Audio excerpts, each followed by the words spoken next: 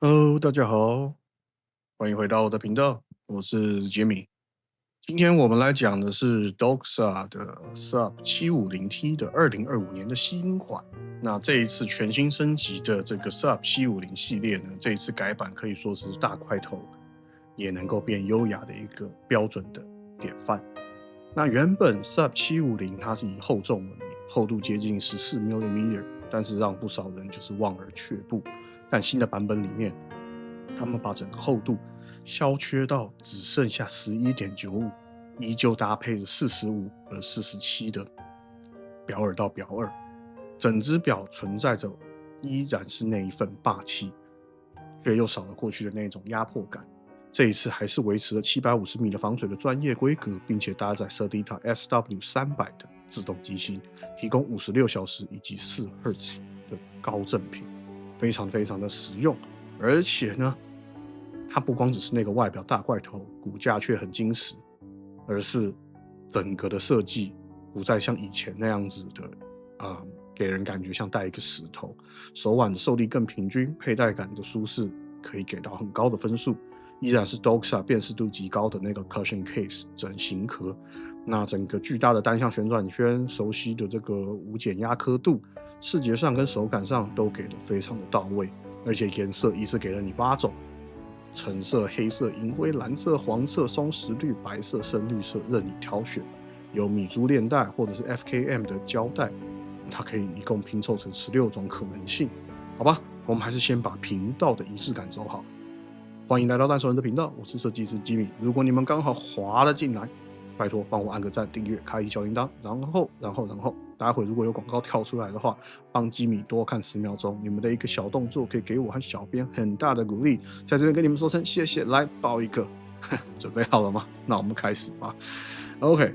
那如果你们本来就对 750T 的印象就是太厚的话，那你们今天一定要看到最后，你们会对于这个不到12mm 的大表改变很多的想象。首先要理解为什么 750T 为什么薄但是不弱。我们先回顾一下 Doxa 在1960年靠着 Sub 这个200、300的系列打下了一大片江山，高对比的亮橘色在水下的这个能见度超好，然后无减压刻度，它成为了潜水任务设计外圈的另外一种标示，工具感、实用性非常非常好。从那个时候起 ，Doxa 的 DNA 就是2个字：实用、简单。不对，这是4个字，sorry，4个字：实用、简单。那2002年呢，他们推出第一代的 750T，其实就把 Sub 的语言整个放大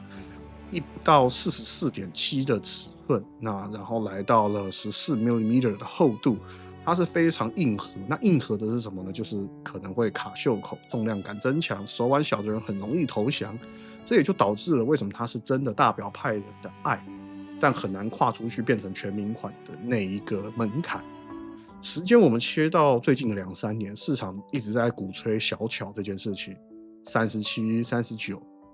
运动表几乎是完全无脑的选择，非常多人很青睐这个尺寸，但 Doxa 是非常固执的。我觉得我就很欣赏公司很固执的这一点，它不是把 750T 缩小，而是把它变薄。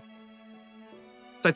致敬款上面示范，接着2025年，它把11.95的表壳带到了量产常规。我觉得这样的策略非常的好，保留原本的视觉冲击，但是改善佩戴的成本。换句话说，我觉得 Doxa 它没有跟风去缩表径，它是用人因工学这个角度来切入，让大表也能够很好戴。我特别想要把这一段当代审美去跟手表去做一个对比。现在很多表把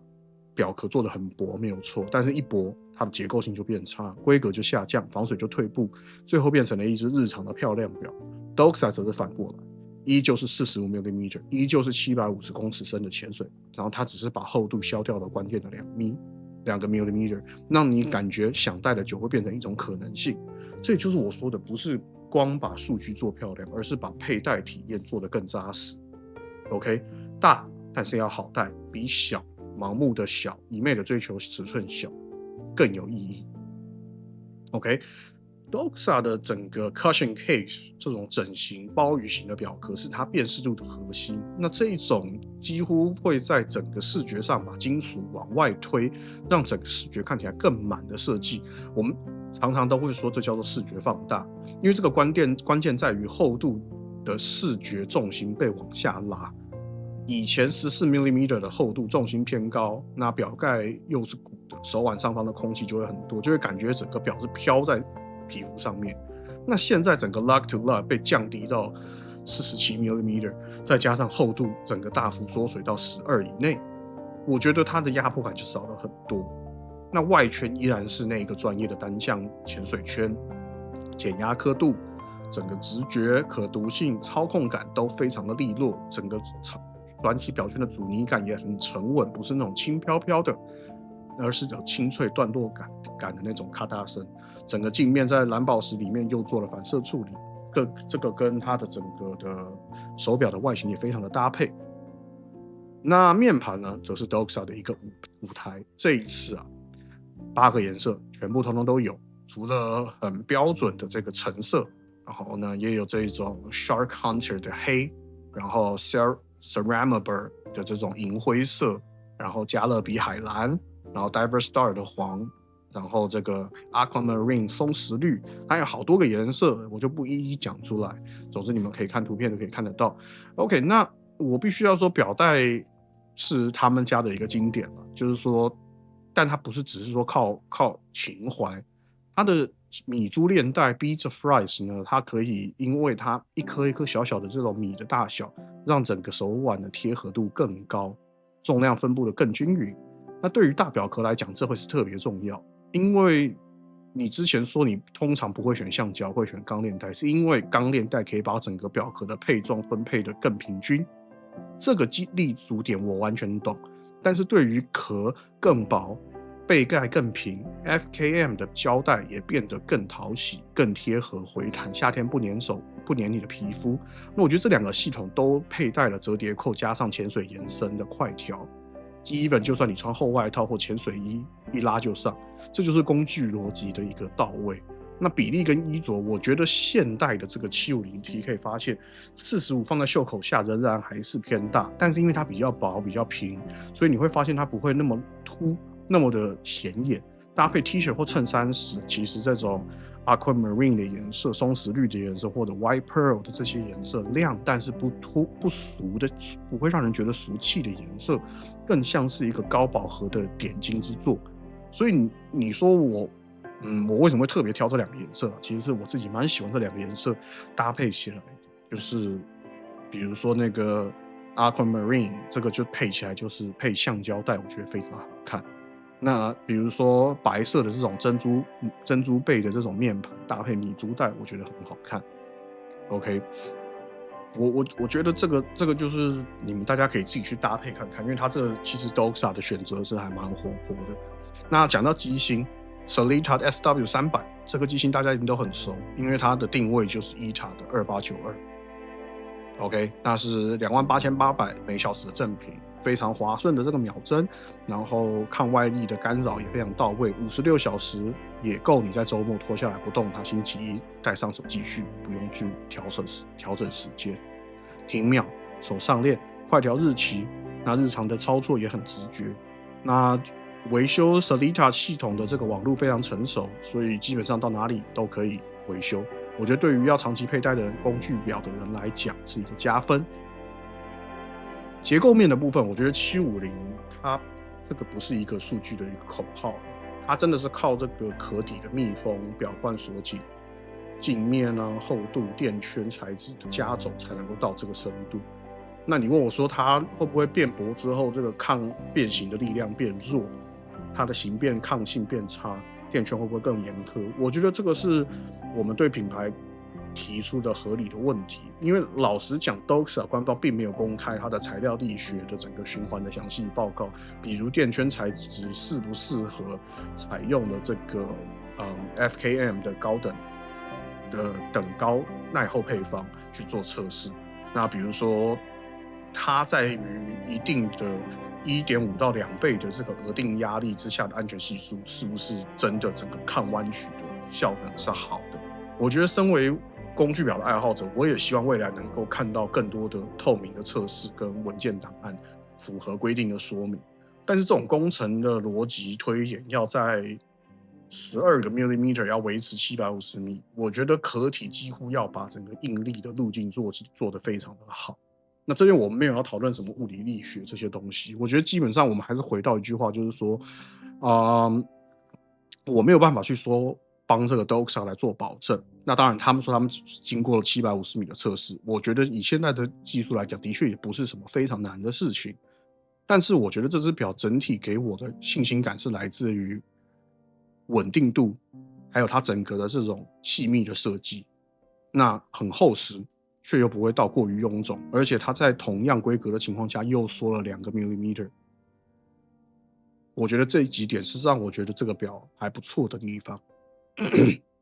那再来要讲到它的养护成本跟耐用性 ，Sellita SW300的供应非常友善，你带的勤的话，每5到7年做一次保养，你不会陷入所谓的稀有零件难找的恐慌。那表壳的密封，如果说规律的换电圈，其实防水能力就可以长时间的维持。工具表本来就应该这样子，而不是放在那边，应该是要陪着你上山下海去旅行。OK， 那最后就是价格。那官方的售价区间呢？橡胶链带是2750美，那钢带则是多40美，是2790。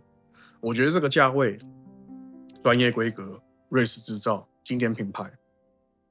我觉得在这个矩阵里面，我会把它列入高性价比的一个选择。比如说Rolex 的潜水表的系列，那品牌力的天花板，价格跟入手难度也是天花板。那有部分的型号超过了14个 millimeter， 而 750T 则是用 11.95 做到了750米，这是非常厉害的一个工程亮点。那 Tudor Black Bay 工艺扎实，品牌背书感是非常的安心的。那多个型号的防水系数是在200到300米，当然你要越深，价格也就越往上。再来是这个 Oris 的 Aquas， 那 Oris 的潜水表大家向来都知道它的品牌口碑是非常好，300米防水，价格亲民。如果你要更硬派的750米的，那它也是没有办法触碰到这个段位。再来是 Seiko 的 Prospex， 那它入手的这个门槛很多元了，那个别型号从破千到破万块都有得选。可是瑞士的打磨细节跟品牌故事 ，Doxa 则有它自己独特的历史语境的优势。那再来我要对比的一个差不多的就是，我觉得这个是我会最优先想要拿来对比，但我却放在最后一个讲。那我有我的原因我前阵子介绍过 Hydro Conquest Longines， 它的价格大约在10万块上下，稍微再贵一点点，但是没有贵很多。OK， 它的价格很接近，那规格很均衡，走的是实用路线。所以，如果你要的是大壳加上很强的视觉识别的 DNA 的话，加上很活泼的颜色，那750的优势更高。但是，假如说你要的是一只戴起来安心，然后有辨识度，同时它是一个大家都认识的品牌，那的确这个优势就会落到 Longines 的身上。但综合来看，750T 我觉得在这个价位更像是一个工具规格顶尖、设计辨识度高的一个选择。特别是你在意如果大、好带、亮又不俗气、能潜又能够日常，那我觉得它就会打中你。OK， 那最后我觉得你选这个表很重要的一点，就是第一个你喜欢大表径嘛，那喜欢活泼的色彩，那工具的实用派，你可能会潜水会户外，当然你不会去潜到750米深应该也没有人有办法了。但是750米就是给你的一个心安。OK， 那预算理性，但是品牌要有故事。你也许已经有劳力士，也许你不想要直上劳，也不想要只看数据而没有灵魂。而 Doxa 的 Sub 系列的故事跟颜色传统，让你每天戴着都有在剧情里面的那种感。所以我刚刚讲的一点就是，我想再强调一遍，就是说不要只看规格，你要看它的舒适性跟场景的多适配性。这一代的 750T 的薄壳，你可能原本选钢链带，为了重量分散，但是因为更为平面重心的下修，胶带也变得很好戴所以当然，假如我还是会买米珠带但我会多选配个1-2条的这个橡胶带来搭配。OK，我觉得 750T 作为夏天运动专用，我觉得非常非常有特色。我觉得这次 Doxa 在2025年，它还是坚持把这个大表径的浪漫推出来。那日常佩戴的这个理性叠出来的这个成熟版本，我觉得它没有去跟风，一昧的把手表做小，但是它降低了厚度，让你戴得更持久。而且 SW 可靠的这个56小时加上40赫兹，你可以提出怀疑的工程疑虑，比如说表壳我刚刚所提到的压力下的曲线变形。我也同意品牌应该要更公开透明一点，在这个部分。毕竟既然是专业的工具表，那它具备这样的荣耀跟责任，我相信 Doxa 做了很多的测试跟工作，应该要更公开它的材料跟压力测试报告。我觉得会让 750T 更具备说服力，可以再把整个产品往上再推一个层级。那反向思考，很多人看到说45会先说太大，但是如果你把量衡的标准改成日后是否能够舒服跟稳定，那我觉得这一代的 750T 其实比很多纸面上较小，实际上却头重脚轻的表更好相处。尺寸不一定就是负担啊，结构跟佩戴工程才是答案。当判断的逻辑改变啊，你的选择也会跟着改变。你会从我能不能驾驭45个 millimeter， 会变成是11.95的厚度加上表耳到表耳47的大表，我是不是可以驾驭？这思考逻辑就会完全不太一样。不要单单只去看它的这个直径，因为有的时候那会变成一个盲点。OK， 所以我就说，基本上$2800在瑞士的潜水工具专业表里面，有品牌的故事，有做工，有颜色，我是点头的。如果你要是能在海里，能在陆地上，又不想要把预算一次拉高到20-30万的，我觉得 Sub 750T 非常值得去试戴看看。那至于颜色，我就是很喜欢 Aquamarine 跟 Pearl White。好吧，那我们进到今天的 CTA。如果你觉得今天的影片有帮助，那帮我们按个赞、订阅、分享、开启小铃铛。OK， 那如果看到广告，帮我多看10秒。最后就是，不管什么样的手表，总归一句话，留不住时间的。但是可以让我们确定的事情就是，每分每一秒的过去，我们都在创造属于你跟我的历史。吉米希望大家玩表玩得开心，玩得健康，然后戴手表可以让我们更珍惜身边的人事物，以及我们对于时间永远保持着庆祝以及乐观的态度，活好每分每一秒。我是戴手人设计师吉米，我们下次影片再见，拜拜。